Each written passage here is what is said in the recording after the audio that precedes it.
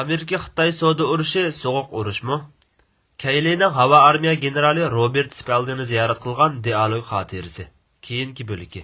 Tarjima qilguvchi Uyg'ur fidoi tarjimonlar guruhidan Erik. Keyli.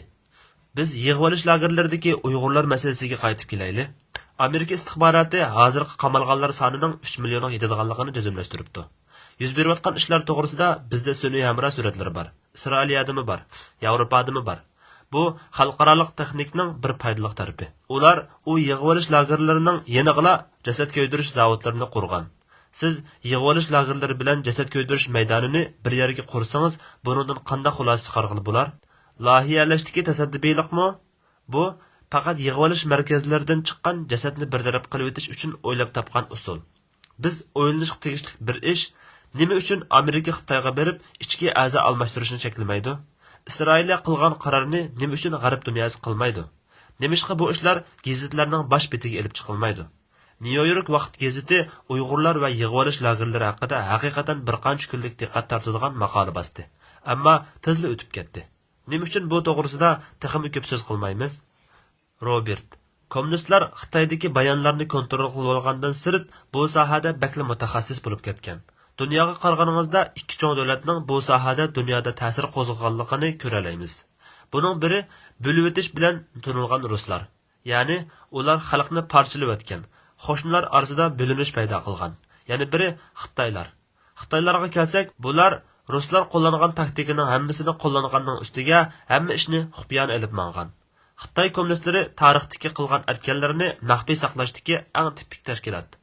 Keyli, demoqchi bo'lganingiz buyuk planmi? Robert, yo'q, hamma ishni maxfiy tutish. Hatto bizning istixborot organlarimizning ba'zida nima ishlarning bo'layotganligi to'g'risida biror parcha ma'lumot olishga amalsiz qoldigan vaqtlar bo'lgan. Chunki ularda mohiyatda hamma narsani maxfiy saqlaydigan bir sistema bor. Bularning hammasi kompartiyaning harakatlanish mexanizmining asosi. Kommunistlar Xitoy jamiyatining eng ustidagi alohida bir qatlamga o'xshaydi. Siz faqat Xitoyda so'z qilishni kontrol qilsangizlar, qilgan atganlaringizning hammasi maxfiy qoladi. Pash bo'lmaydi. Da'vogarlar bo'lsa fakt izlab avara. Keyli. Shinjongdagi bu sirlar bizning kameralarimizning u yerga bora olmaganligidan bo'lgan. Ammo Hong Kong bo'lsa kommunistlarning qora tushi bo'lib qoldi. Ular Hong Kongda o'qituvchilarni ezib tashlamoqchi bo'lishgandi, ammo hamma yerda kamera bo'lg'achqa, ular haqiqiy ahvolni qanchalik burmilashga urinsa-mu, g'arb yanada haqiqiy ahvoldan xabar topib turdi. Shinjongda bo'lsa, ular yo'llarni qamal qilib oldi. CNN kirishga urinib baqdi. Yana boshqalarmi kirishga urinib baqdi, ammo ular to'sib olindi. Asli muddao shundaqkan. Millionlagan insonni maxfiy qamab, ichki a'zolarni elib o'ldirib etish. Robert, shundaq. Siz u yerga berishingizga ular telefoningizga bir appni qashlab qo'ydi. Shuning bilan sizning nima qilayotganligingizni har vaqt bilib turdi. Ular asosan hamma narsani degudek qamal qilib bo'lgan. Amerika askarlarining Dakaoga kirgan vaqtda nimalarni ko'rganligi yodingizda bormi?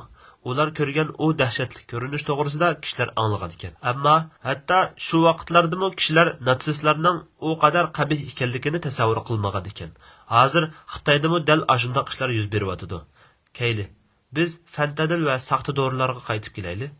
Fentanyl to'g'risida o'ylab baqsam, men bu sohada mutaxassis emas, ammo mutaxassislar bilan paranglashib baqdim.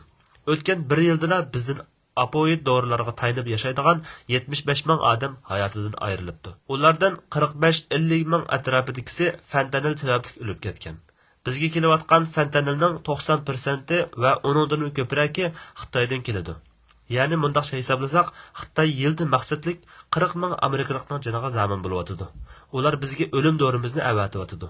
Biz 3 ming amerikalikning hayotiga zamin bo'lgan 11-sentabr voqeasi sababli O'rta Sharqda urush qildik. Hozir bo'lsa kommunistlar yiliga 40 ming amerikalikning joniga zamin bo'lyotidi. Bunga nima deymiz? Robert, faqat yiliga 40 ming odamning joniga zamin bo'layotganligidan boshqa biz azroq orqaga yenib Xitoy savdo tashkilotiga kirgandan keyin birinchi bo'lib buning ta'siriga uchragan ashu kishilarning beshiga kelgan ishlarga qarab baqayli.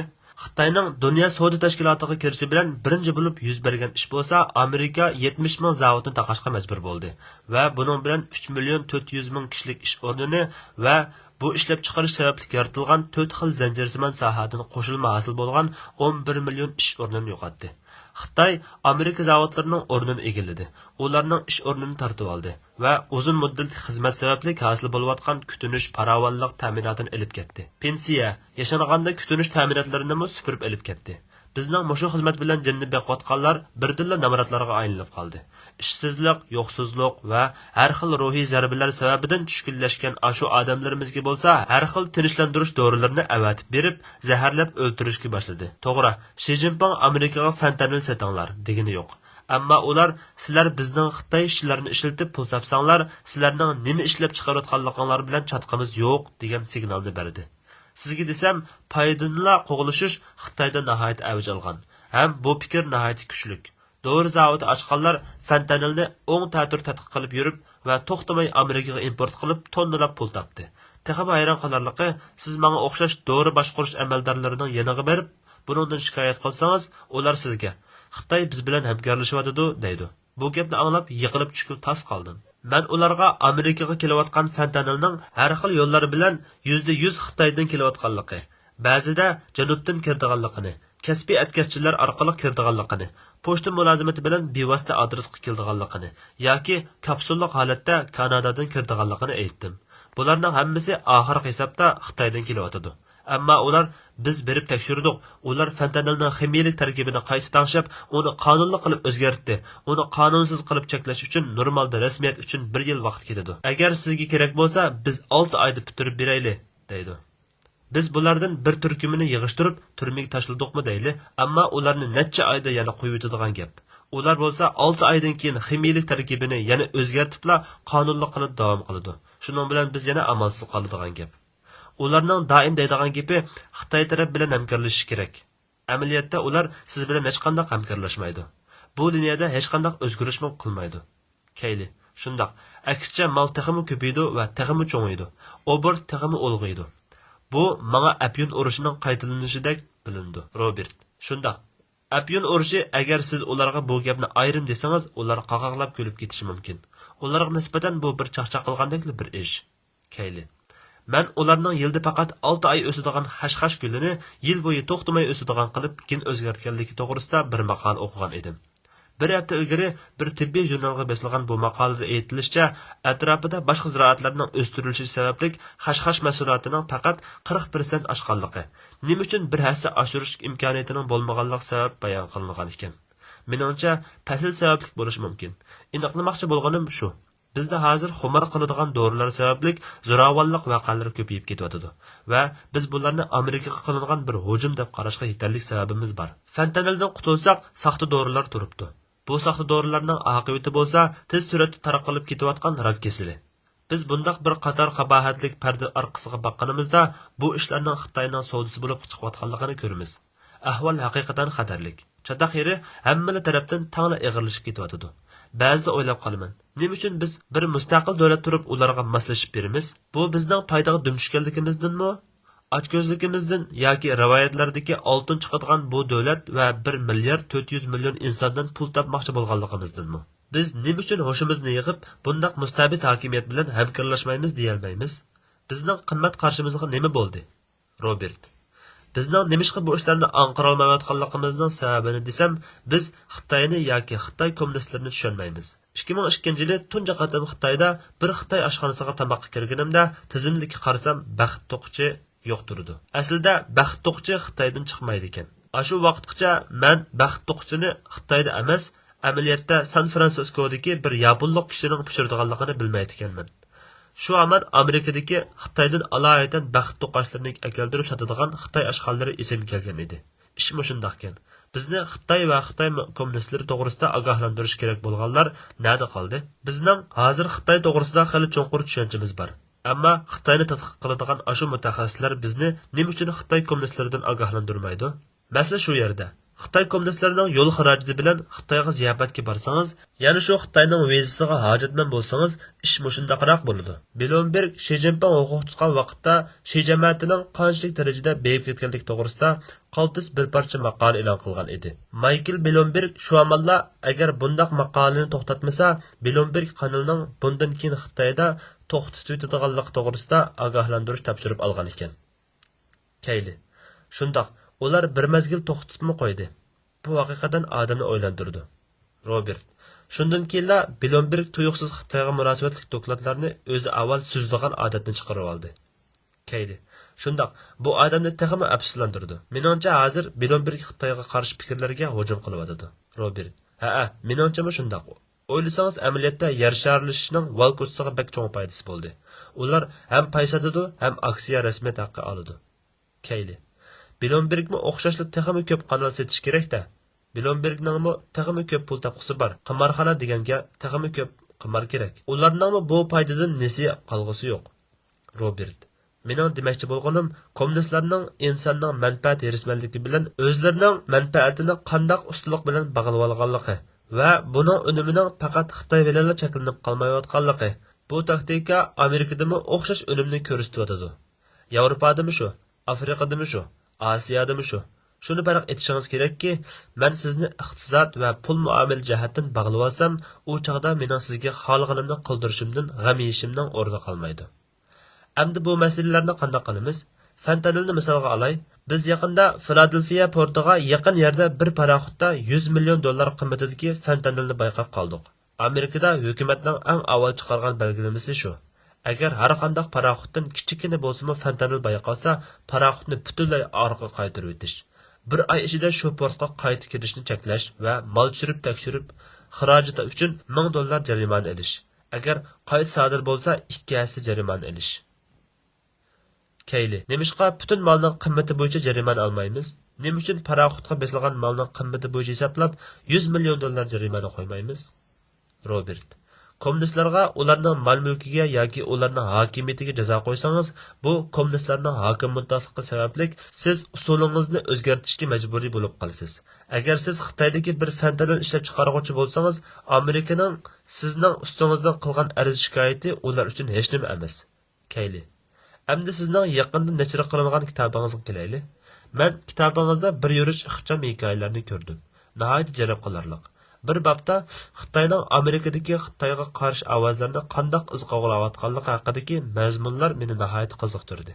Bu to'g'risida so'zlab beramsiz? Robert. Men tunji qatim Xitoy ozodlik armiyasining bosh generali Fang Fengxuyni akilib o'tib, bu ishlarga shohid bo'lib qoldim. Keyli. Xitoydan Amerikaga akilib o'tibmi? Ya'ni ularning bexatarligini qo'g'dash uchunmi? Robert. Ha. Uni prezident Trump bilan Xi Jinpingning ikki taraf uchrashish yig'iniga qatnashtirish uchun Mar-a-Lagoga boshlab kelish va qaytish jarayonidagi bexatarligiga mas'ul bo'lgandim. Biz Miamidan Nyu-Yorkka birga uchdik. Ular Nyu-Yorkdan aylanib Beyjingga qaytadi. Men aeroplanning orqasida o'tirgandim. Cho'ng amaldorlar oldida o'tirishgan edi. Men aeroplanning orqa qismida o'tirganlarning asosan Xitoy ekanligini bayqadim. Ular Xitoycha paranglashib o'tirishadi. Men ularga qo'shilib birdan paranglashdik. Parang jarayonida men ularning ba'zilarining qo'llarining va bosh ko'zlarining daki bilan tanib qo'yilganligini ko'rdim. Nima bo'lganligini so'radim. Ular o'zlarining Falun Gongchilar ekanligini va Xi Jinpingga qarshi namoyish jarayonida Xitoy elchixonasi tomonidan avatilganlar urib mushu holga keltirib qo'yganligini aytishdi. Keyli. Amerikadagi Xitoy elchixonasi ularni urg'ul odam avatibdimi? Robert. Shundoq, Amerikadagi Xitoy elchixonasi Xitoyning davlat rahbari Xi Jinping Amerikaga kelsa, bunday ishlar yuz berib turdi. 2015-yil sentabrda shundoq bo'lgandi. Xi Jinping Aqsarayda Obama bilan ko'rishga kelganda, elchixona barliq Xitoy vizasi bor kishilarga va Xitoy garajlarligi bor barliq kishilarga telefon qilib, yo'l bo'yiga chiqib tizilib turishga ko'rsatma beribdi. Keyli. Yo'l bo'yiga chiqib tizilib turishga ko'rsatma beribdi dedingizmi? Robert. Shundoq, Xi Jinpingga qarshi namoyishni to'sish uchun yo'lning ikki chetida tizilib turish kerak ekan. Mohiyatda bo'lsa, agar biror namoyishni bayqab qolsa, hech kimga bilindirmay, o'rvilibla isbosini chiqarmay ojuqlab qo'yish uchun shundoq tayyorlangan. Ular amaliyotda Amerika tuprog'ida o'zining Xitoydagi kommunist hokimiyatiga o'xshash bir ko'rgil bo'lmaydigan hokimiyatni qurib bo'lgan ekan. Keyli. Biz Falun Gongchilarni urg'anlardan birarni qo'lga olmadikmi? Robert. Ularga chora qo'llanmasligimizning asosiy sababi xuddi Obama davrida yuz bergandek, hukumat ishxonasidagilarning biz hozir Shimoliy Koreya masalasi va klimat masalasida Xitoy bilan hamkorlashishga muhtoj deb to'sib qo'yganiga o'xshash ba'zi siyosiy sabablar. Keyli, tushundim. Biz ma'lum diplomatik maqsadlarimizga yetamiz deb ko'p xatoliklarga yo'l qo'yib o'tibdik. Robert, shundoq. Keyli. Xitoy kompartiyasi haqida bir oz to'xtalsak qanday? Robert, bo'ladi. Men kommunistlarning 2014-yildagi partiya nizomnomasini va 2016-yildagi partiya nizomnomasini o'z ichiga olgan nurg'un hujjatlarni o'qib chiqqan. Ularning ichida 2013-yili besilgan kommunistlarning ichki materiali deb ataladigan 9-numurlik hujjatni maxfiy olib chiqizib va tarjima qildirib to'liq o'qib chiqqan edim. Uningdagi inson haqlari loyihasiga qarasangiz, amaliyotda u inson haqsizliklari loyihasidan boshqa narsa emas. Keyli, boshqalarning huquqini rad qilishni da'vatamsiz? Robert, faqat rad qilishla emas, majburiy cheklash. O'z territoriyasida emas, balki tashqi dunyodami cheklash. Men bu to'g'risida o'zimning kitobimda to'xtaldim. 5G degan nima? Baidu, Alibaba, Tencent, Tengshunlarning savdo andizisi qandoq? Bu dal kommunistlarning texnika va savdo orqali mas qadamlik palampaysimon qurilma paydo qilish va 9-numurlik hujjatda talab qilinayotgan ideyani bu savdo andizisiga ustunlik bilan yo'g'irib, undan ularning tashqi dunyoga chiqishiga ruxsat qilish. Buningda siz savdo manfaatingiz uchun savdo erkinligingizdan, diniy e'tiqod erkinligingizdan o'z ra'yingiz bilan voz kechsiz. Albatta, bularning oxiri chiqadigan vaqt bo'lib qoldi. Xuddi Sovet ittifoqi davriga o'xshash ishlar yuz beryotdi. Bu ishlar hamon bitchit bo'ladi. Bu bizning nishonimiz. Keyli, agar to'g'ri ko'rsangiz, parangizni bir temada oxirlashtirsak, ya'ni bir telegraf mutaxassisi bo'lish sifatingiz bilan g'arb dunyosi bo'libmi Amerika jiddiy ehtiyojlar bo'layotgan 5G tor texnikasi to'g'risida va Xitoyning bu sohada ilgarilab ketgan taraflari va ularning bir balvoq bir yo'l planining maqsad muddaosi savdo, telegraf va qo'lga kirgizilgan sonliq ma'lumot ambari to'g'risida Amerika bilan selishtirib, Amerikaning bu raqobatda qilishga tegishli ishlari va uning zaruriyati to'g'risida so'zlab bersangiz. Chunki nurg'un odam 5G texnikasining Amerikaning davlat bexatarligi uchun qanchalik muhim ekanligini tushunmaydi. Robert, telegrafni biz taraqqiy qildirgan. AT&T shirkati qarmog'idagi Bell tajribaxonasi ayni vaqtda dunyodagi eng ilg'or telegraf shirkati edi. Ammo biz uningdan chekinib chiqdik. Mablag' solishni to'xtatdik.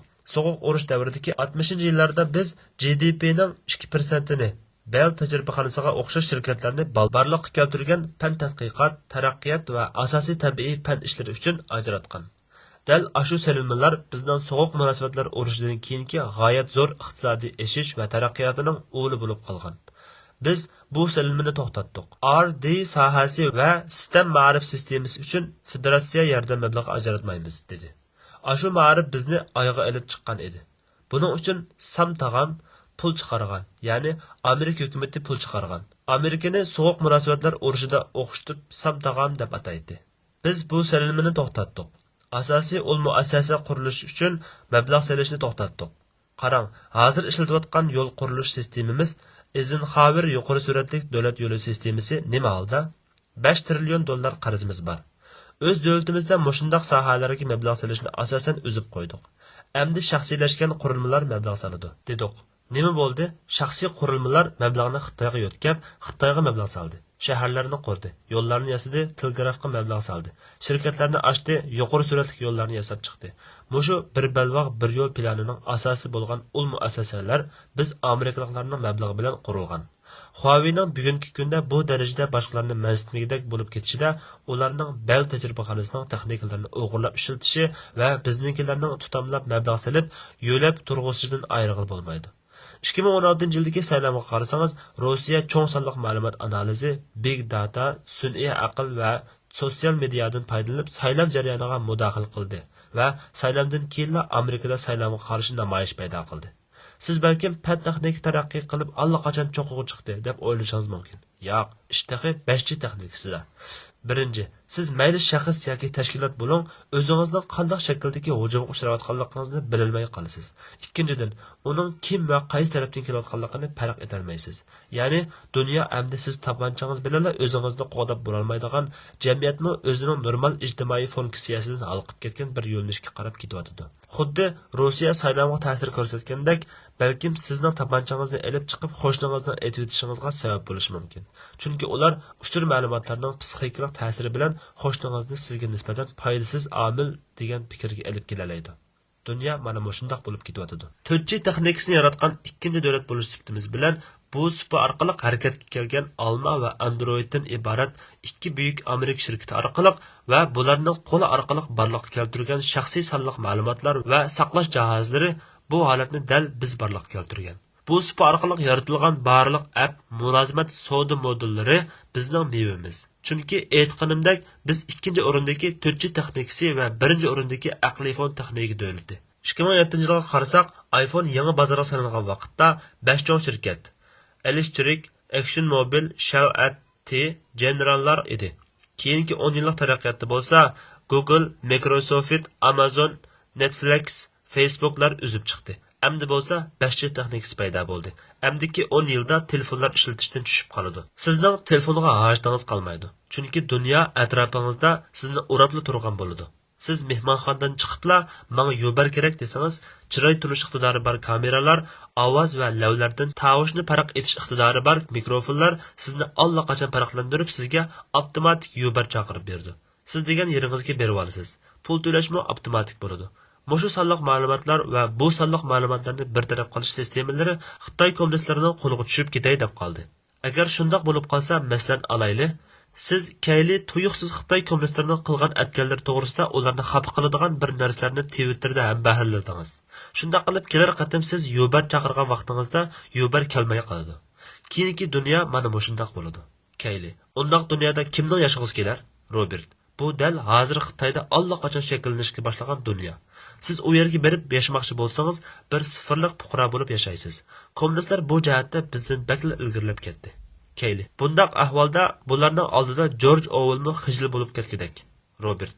Shundoq, bundaqla anglasangiz ishoningiz kelmaydi. Bir oshxonaga kirdingiz deyli, kamera sizni turib darhol mulozimatga uchur yetkazdi-da, mulozim kelib, "Xo'sh keldingiz Keyli apandi, tamoqingiz hozirli tayyor bo'ladi" desa, bu dal bizni saqlayotgan kelgusi. Keyli. Chiroy turish sistemasi. İjtimoiy kredit sistemasi. Bular Xitoyda hozir bor narsalar. 5chi mushu sabablardan mushundoq muhimmi? Robert, shundoq. U degan bir tor uchur supsi. Deganimdek, telefonlar yo'qolib ketadi. Kompyuter va tor jihozlari supining yer ostiga kirib ketadi. Faqat app mulozimatlari va savdo usuli saqlanib qoladi. Xitoy hozir dal mushu tayyorlikni qilyotidi. Ham qisman amaliyalashtirdi. Baidu, Alibaba, Tencent qatorliq shirkatlar Facebook, Amazon, Netflix va Google o'xshash Xitoyning tor hukmronlari bo'lib qoldi. Bizda AT&T, General Electric, Microsoftlar bor. Agar 5chi supsi Xitoyning qo'lida yoki Xitoyda bo'lib qolsa, u vaqtda bu shirkatlarga nima bo'ladi? Hozir ular 90 dan ortiq davlat bilan 5chi tor qurilish to'xtamini imzolab bo'ldi. Ularning Baidu, Alibaba, Tencent degandek shirkatlari endi bu Xitoy qurgan suplar orqali u davlatlardagi tor hukmronlarga aylanadi. Keyli. Kommunistlar bu 90 davlatdagi barliq sonliq ma'lumotlarni qo'lga tushirgan bo'pti-da. Robert. Shundoq, yana bir nuqta, ular bu yerda elektronlik hisob qilishni yo'lga qo'ydi. Shuning bilan ular sonliq ma'lumotlarni emas, pulni kontrol qiladi. Keyli. Navoda ashu Afrika davlatlari ularning pulini qo'llanishni qabul qilib qolsa, hozircha bundoq bo'lmadi. Qanday ahvol yuz berar? Robert. Masalan, ularning dollari yo'q. Bu oson ish emas. Ular biror boshqacha plan topmasa, bu imkonsiz. Keyli. Dunyo bu kommunistlarning pulini e'tirof qilmadi. Dunyoda faqat 1% yetmagan savdo obrtida kommunistlarning puli ishlatildi ekan. Robert. Shundoq, xulos qilganda dunyo savdosi va pul muomala degan ishonchi bilan bo'ldigan narsa. Kishilar kommunistlarning puliga ishonmaydi. Keyli. Biz bir davlat bo'lish sifatimiz bilan butun hukumat apparatlari chambaragida bizga eng chong tahdid bo'layotgan bu kommunistlarning qilgan atganlari va buyuk planining haqiqiy muddaosini echib tashlashimiz, shundoqla Valkutsi aqldonlari va ashu millionerlarning Xitoyda yoshirin pul tepayotgan ashu oltin kallari sababli Xitoy sistemasining jarchilari bo'lib qolishini to'sishimiz kerak. Robert F. Deri ham Winston Churchill bir yo'lni ko'rsatgan. Ikki davlat rahbari bir yerga kelib, o'rtaq holda demokratik prinsiplarni, asosiy qonunlik tuzumni, erkin savdoni va o'z taqdirini o'zi belgilash huquqi qatorliqlarni biz qurmoqchi bo'layotgan xalqaro sistemaning asosi qilib bekitishgan. Hozir tashqi ishlar ministri Pompeo dunyoning har yerdagi ikki tarafli ko'rishishlarda bizning ittifoqdoshlarimizga mushu prinsiplarga amal qilsanglar, biz bilan bir kemiga chiqinglar. Bo'lmasa biz endi sizlarning harbiy hamkorliklar bo'lolmaymiz, chunki sizlar mohiyatda bizning mudofaa iqtidorimizga ziyon soldinglar deb kelyotdi. Bugungi kunda tanka va paraxotlardan bakrak o'zimizning sonliq ma'lumotimizni qo'g'dash, iqtisodiy tijorat va pul muomala sistemamizni qo'g'dashdagi geopolitiklik motor bo'lib qoldi. Masalan, Gretsiyani olayli, bir solishtirib ko'ring. Gretsiya Pernis porti savdosida Xitoyga qanchalik yo'l qo'ydi va bizning u yerda qanchalik urush paraxotlarimiz bor. Amaliyotda Gretsiya bizning urush paraxotlarimiz bilan kori bo'lmadi. Keyli. Ular portni allaqachon setib bo'ldi. Robert: shundoq ular portni setibatdi. Keyli: qisqasi sizning bugun bu yerda menga va anglovchilarga yetkazganingiz Xitoy allaqachon 3 sepda urush echib bo'pti. Ular uchur urushi sepini echib bo'pti. Ular tor bo'shliq urushni boshlab bo'pti. Ular axborotni kontrol qilyotidi va torda qo'li qanchalik yetsa shunchalik darajada buzg'unchilik qilyotidi. Shundaqla bizga qarshi keng ko'lamli iqtisodiy urush sepini ochdi. Faqat an'anaviy urush qurollaridan boshqariladigan bomba qo'yib berishlik kam qoldi. Sizningcha endi dunyo urush bo'lib qolsa, mushu 3 sohada yoki 3 ning jamlanishida yuz berish mumkinmi? Balki 4-chi qurolga ehtiyoj bo'lmasligi mumkin. Xitoy dunyoni bir pay o'q atmayla qo'lga olmoqchi. Biz kechikib bo'lsa buni his qilib qoldik. Sizningcha biznikilarni yaqinqi bir qancha yil ichida o'yg'andi deb qarasak bo'lamdi? Robert: ha, biz amdil o'yg'andik, ammo ahvol bakla achinishli. Sizning urushning xarakterini tasvirlab berganingizga qo'shilaman. Urush asli mohiyatidan o'zgardi. Amdiki urushlar asosiy jihatdan pul muomala, iqtisod va uchurda bo'ladi. Bo'libmi uchur favqulodda muhim bo'lib qoldi. Bu dal bizning buni Amerika davlat bexatarlik strategiyasi darajasiga ko'tarishimizning sababi. Biz butun davlat miqyosida o'zimizning bexatar 5G to'rini qurib chiqishimiz kerak. Biz DOD va istixborot sohasidagi o'zimizning uchurimizni qo'g'dashni bilishimiz kerak. Siz Amerika fuqarosi bo'lsangiz, biz sizning uchur bexatarligingizga kafolat qilishimiz kerak. Bizning eng ilg'or havo armiyamiz bor, eng ilg'or dengiz armiyamiz bor, eng ilg'or qismlarimiz bor, eng ilg'or yiroq okean armiyamiz bor. Ammo hozirgi bu sharoitda navodi biz sizning uchur bexatarligingizni qo'g'day olmasak, undaqda bunchalar kuch bilan sizning erkinligingizni qo'g'dab bo'lmaymiz. Keyli: general, shunchalik vaqt chiqarib berganingiz uchun sizga ko'p rahmat. Robert: sizga ko'p rahmat. Askartish: tarjima jarayonida vaqtning qis bo'lishi sababli oxirgi qismidagi ba'zi takrorlangan yoki damalliqqa bizga munosabatsiz mazmunlar tarjima qilinmadi. Inglizcha biladigan qarindoshlarning